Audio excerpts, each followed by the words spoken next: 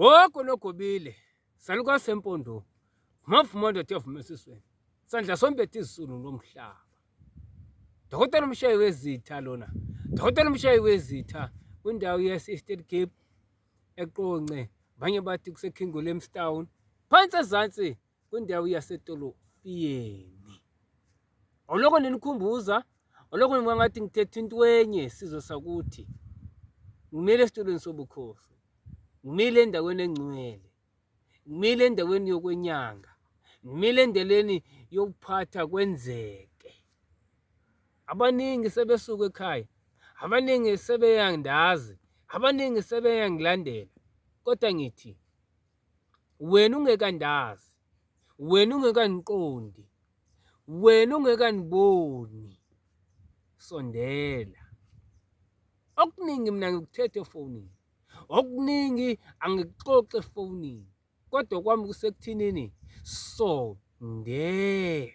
Sixoxe esigodlweni, siphume nesixazululo.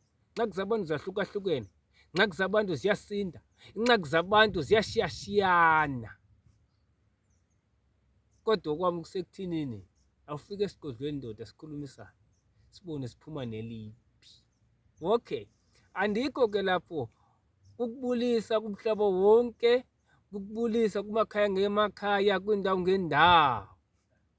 Yaloko ngikhumbuza ngithi umshayi wezitha ukhona, ngudokotela owaphekwa kwamhlaba uyalengana, owaphekwa sisigadla senyama, owaphekwa indoda yamadoda, owaphekwa ngungqo. Okay, ake singaphathi ke lokho, kodwa usekuthinini la ngiphethe indoda yamadoda, isigubhu oloko nanikhumbuza amadoda, oloko nangitshela ukuthi siyakhiwa la ekhaya.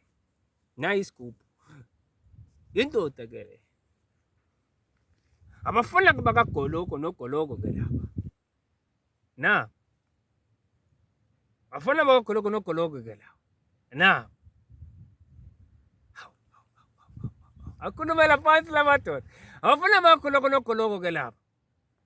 La madoda ngeke ngikuchazele ukuthi uwadlisani kanjani nakanjani nakanjani, masowusithi wena labafana noma la madoda yawadinga. Abafana bakagolongo nogolongo ke laba.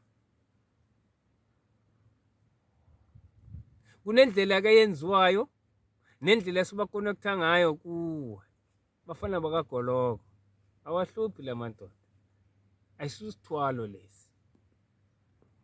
Kodwa abafana bakagolongo bayaphusha, abafana bakagolongo bayalekelela kuyo yonke into othi wena uyayiphatha, nothi uyayisebenza, nothi uyayenza. Abafana bakagolongo bayalekelela kakhulu. Ngisho abafana bakagolongo ngisho bagada ngisho umndeni. Ngeke ngiye kakhulu, kodwa kusekuthinini wena mofuna kabanzi ngabafana bakagolongo, nabafana bakagolongo mawufuna kabanzi ngawo, fona ubese uthi dokotela unikuzwile ukukhuluma ngabafana bakagolongo okanye ngesigubhu sikagolongo noma ngesigubhu esidlisa ugolongo. Into ekanjalo nje ihamba kanjani kudokotela, ngoba ngicabanga ukuthi ngiyayidinga, bese ngiyakhulumisana nawe efonini, ebese siphuma nesigqibo. Kodwa isigqibo ngiyaphinda futhi nalapho asisiqedi efonini, ngeke ukuthi nje uze usazi ukuthi le nto ihamba kanjani, kodwa isigqibo la siphelela khona sesigodlweni.